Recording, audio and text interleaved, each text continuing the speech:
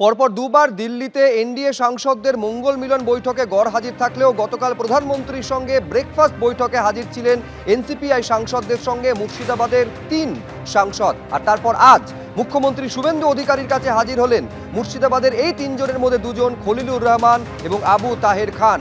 তাদের বক্তব্য এবং দাবি মুখ্যমন্ত্রীর কাছে তুলে ধরার পর সোজা অভিষেক বন্দ্যোপাধ্যায় এবং আইপ্যাকের উদ্দেশ্যে আক্রমণ শানিয়েছেন আবু তাহের খান। তিনি বলছেন, আইপ্যাক টাকা তুলেছে, দলনেত্রীকে সে কথা জানিয়েছিলাম, ভোটের আগে দিদিকে বলেছিলাম আইপ্যাক ভুল বোঝাচ্ছে।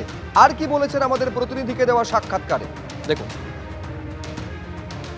আপনাদের লড়াই ছিল বিজেপির বিরুদ্ধে, হঠাৎ রাজনৈতিকভাবে এই জায়গাটা আপনারা পৌঁছে গেলেন কেন?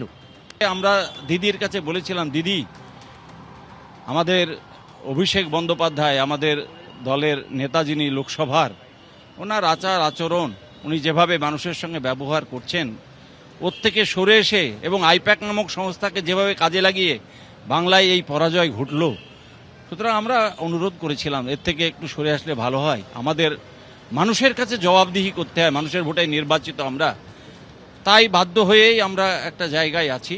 কোট আনকোট দিদিকে কবে বলেছিলেন? এটা কি ভোটে হারার আগে না ভোটে হারার পরে?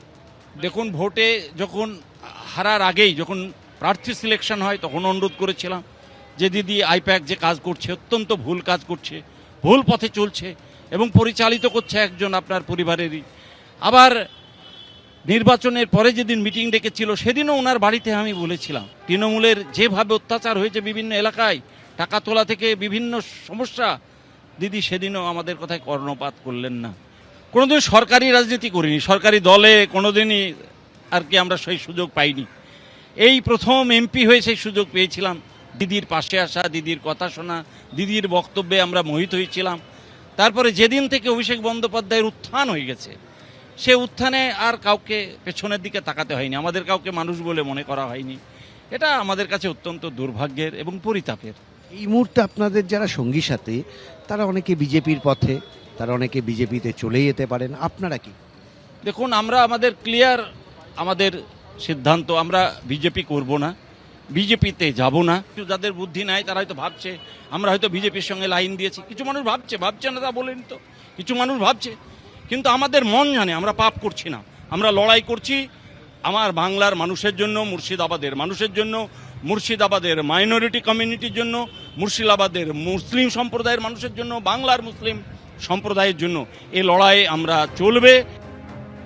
গতকাল প্রধানমন্ত্রীর সঙ্গে ব্রেকফাস্ট মিটিং এবং আজকে মুখ্যমন্ত্রীর সঙ্গে নবান্নে সাক্ষাৎ করলেন মুর্শিদাবাদের 2 তৃণমূলত্যাগী এনসিপিআই সাংসদ আবু তাহের খান এবং খলিলুর রহমান। একাধিক বিষয়ে তাদের বক্তব্য তুলে ধরেন মুখ্যমন্ত্রীর কাছে। এসআইআর এর নাম বাদ যাওয়া নিয়ে মুখ্যমন্ত্রীর সঙ্গে কথা বলেছি। মুখ্যমন্ত্রী জানিয়েছেন নাম বাদ পড়া 27 লক্ষের মধ্যে ট্রাইব্যুনালে আবেদন করেছেন 7 লক্ষ। আমরা আদালতে দ্বারস্থ হব, সময় বাড়ানোর আর্জি জানাবো। মুখ্যমন্ত্রী আমাদের আর্জিতে সাড়া দিয়েছেন, সহযোগিতার আশ্বাস দিয়েছেন। বৈঠকের পর সন্তোষ প্রকাশ করে জানিয়েছেন আবু তাহের খান।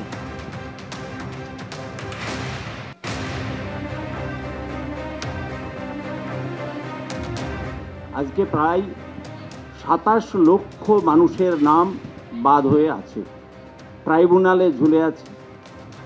মাননীয় মুখ্যমন্ত্রী বললেন যে 27 লক্ষের মধ্যে 7 লক্ষ মানুষ অ্যাপিল করেছে, তাদের হিয়ারিংয়ের জন্য আবেদন করেছে, আর বাকি 20 লক্ষ করেনি। যে 20 লক্ষ যে মানুষগুলো ট্রাইব্যুনালে অ্যাপ্লিকেশন করেনি, তারা যেন অ্যাপ্লিকেশন করার সুযোগ পায়, ব্লক লেভেলে তার হিয়ারিং হয়। সেই জন্য অনারেবল কোর্টের কাছে আমরা দ্বারস্থ হব। মুর্শিদাবাদের 5 লক্ষ মানুষ যারা বাদ গেছে, তাদের জন্য আমরা আদালতে দ্বারস্থ হব এবং সাথে সাথে টাইম নিয়ে তাদের হিয়ারিংয়ের ব্যবস্থা করা, ট্রাইব্যুনালে যাওয়ার ব্যবস্থা করব এবং অধিক সংখ্যক ট্রাইব্যুনাল হয়ে ব্লক লেভেলে হিয়ারিং হোক, সে ব্যাপারেও আমরা ওনার কাছে আবেদন করেছি। সেই আবেদনে উনি সাড়া দিয়েছেন যে হ্যাঁ, আপনারা চেষ্টা করুন, আমরা নিশ্চয়ই গভর্নমেন্টের পক্ষ থেকে যা যা করার আমরা করব। প্রাক্তন কংগ্রেস সাংসদ অধীর রঞ্জন চৌধুরী এই নিয়ে কি বলেছেন দেখুন। যারা ভোট দিল তাদের বিশ্বাসযোগ্যতা, তাদের সমর্থনকে বাজারে বেচে দিয়ে নিজেদেরকে বাঁচানোর জন্য তারা যোগ দিল বিজেপি পার্টিতে, নাম দিয়েছে এনসিপিআই। এখানে বিদ্রোহী তৃণমূল, এগুলোর মানে বাংলার মানুষ সবাই বোঝে। এই বাংলার মানুষের চোখে দেখতে পায় না, কানে শুনতে পারে না তা তো নয়। বাংলার মানুষ সবই দেখছে, সবই বুঝছে, সবই তারা অনুধাবন করতে পারছে। এবিপি আনন্দ, এগিয়ে থাকে, এগিয়ে রাখে।